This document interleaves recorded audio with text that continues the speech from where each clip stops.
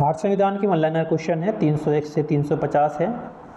और भारत में संघीय पहले 301वां जो क्वेश्चन है कि भारत में संघीय व्यवस्था का जो आधार है केंद्र और राज्यों के बीच शक्तियों का विभाजन करना है। संविधान में संघीय सूची सबसे अधिक विषय संघीय सूची में एक तो होती है केंद्र सूची, राज्य सूची और एक होती है संघीय सूची, समवर्ती सूची भी बोलते हैं। वर्तमान में संघ सूची में 100 विषय हैं, राज्य सूची में 61 विषय हैं। जिनके संघ सूची में जो केंद्र के पास इस कानून बनाने की शक्ति होती है वह संघ सूची है, इसमें 100 विषय है। जो राज्य सूची है इसमें 61 विषय हैं। और जो समवर्ती सूची है जिसमें दोनों ही राज्यसभा और केंद्र दोनों ही कानून बना सकते हैं, लेकिन अंत में जो है ये जो मान्य होता है वो केंद्र के द्वारा ही मान्य होता है कानून। और इसमें जो है इसमें 52 विषय है समवर्ती सूची में। संविधान के अनुच्छेद 256 से 263 जो है केंद्र राज्य संबंधों से स्पष्ट करता है और नीति निर्देशक तत्व न्यायालय के द्वारा बाध्यकारी नहीं है। नीति निर्देशक तत्व जो है न्यायालय द्वारा ये बाध्यकारी नहीं है।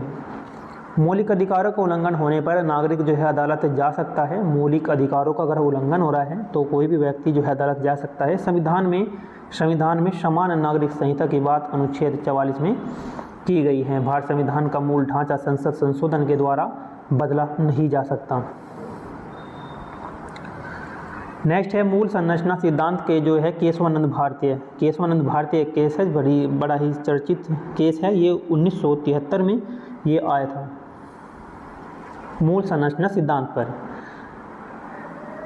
संविधान संशोधन करते समय न्यायपालिका मूल ढांचे की रक्षा करती है और संविधान में राष्ट्रपति को हटाने की प्रक्रिया जो है महाभियोग कहलाती है। महाभियोग की प्रक्रिया अनुच्छेद 61 में ये की गई है। संसद में महाभियोग के लिए दोनों सदनों में विशेष बहुमत की आवश्यकता होती है।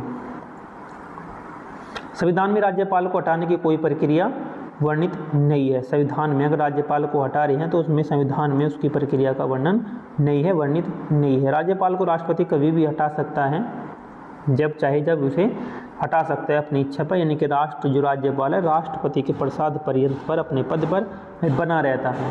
तो प्रधानमंत्री की नियुक्ति राष्ट्रपति करते हैं। प्रधानमंत्री मंत्रिपरिषद का क्या होता है, मुखिया होता है, प्रमुख होता है। मंत्री पद की शपथ राष्ट्रपति के द्वारा दिलाई जाती है और राष्ट्रपति संविधान अनुच्छेद 77 कार्यपालिका के कार्यों से संबंधित है।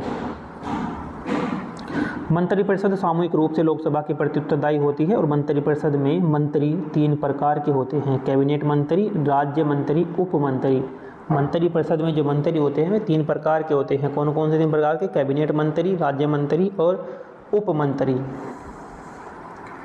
भारत में कैबिनेट प्रणाली ब्रिटिश मॉडल से ली गई है। भारत में जो कैबिनेट प्रणाली है वो कहाँ से ली गई थी, ब्रिटिश मॉडल से उसे लिया गया था। प्रधानमंत्री की अध्यक्षता में कैबिनेट की बैठक होती है और संविधान का अनुच्छेद 110 धन विधेयक को परिभाषित करता है। जो अनुच्छेद 110 है, आर्टिकल 110 है, वो क्या करता है, धन विधेयक को परिभाषित करता है। बजट एक वित्तीय वर्ष के लिए संसद में प्रस्तुत किया जाता है। संविधान में बजट को वार्षिक वित्तीय विवरण कहा गया है। बजट के में 2 भाग होते हैं, राजस्व और पूंजी खाता।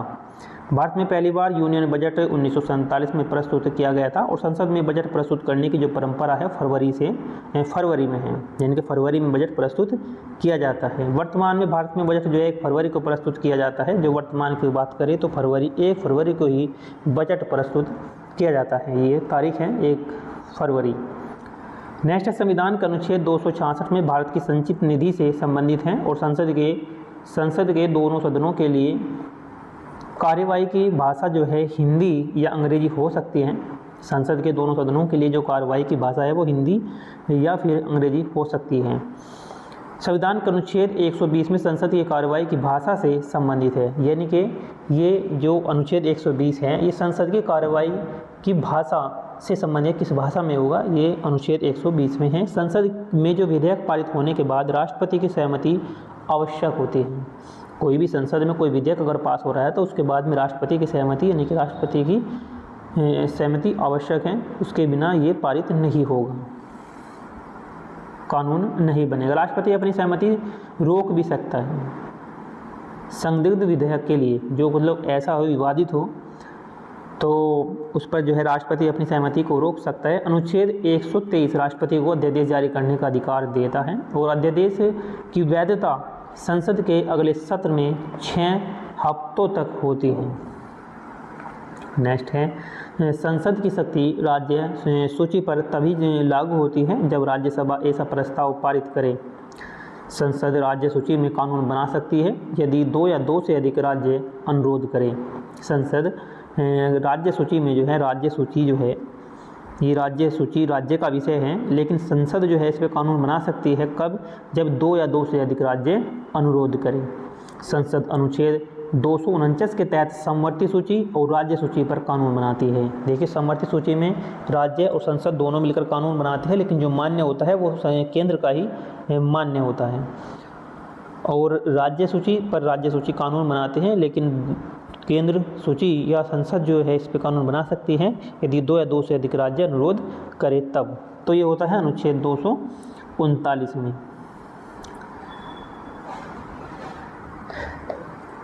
अनुच्छेद 352 लागू होते ही केंद्र के सभी विषय पर कानून बनाने का अधिकार मिल जाता है। जब अनुच्छेद 352 लागू होता है तो केंद्र को जो है सभी विषयों पर कानून बनाने का अधिकार मिल जाता है।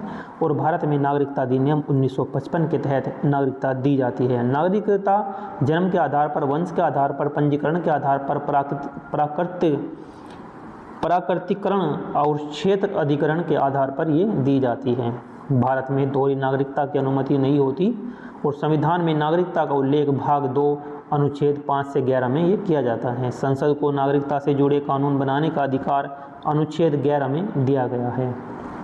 भारत में संविधान दिवस जो मनाया जाता है, कब मनाया जाता है संविधान दिवस? 26 नवंबर को संविधान दिवस मनाया जाता है, क्योंकि 26 नवंबर 1940 को ये बनकर तैयार हो गया था 26 नवंबर 1949 को, और 26 जनवरी 1950 को लागू हुआ था। ठीक, 26 नवंबर 1949 को ये बनकर तैयार हो गया था और 26 जनवरी 1950 को इसे लागू किया गया था। भारतीय संविधान को we the people of India के नाम से शुरू किया गया था और भारत का संविधान जनता में संप्रभुता पर आधारित है। भारत का जो संविधान है वो जनता की संप्रभुता पर आधारित है। ये क्वेश्चन थे 300 से लेकर 350 वन लाइनर है। प्रत्येक परीक्षा की दृष्टि से यह अति उपयोगी है। एक बार इनका रिवीजन मात्र से जो है ये MCQ सोल्व हो जाते हैं।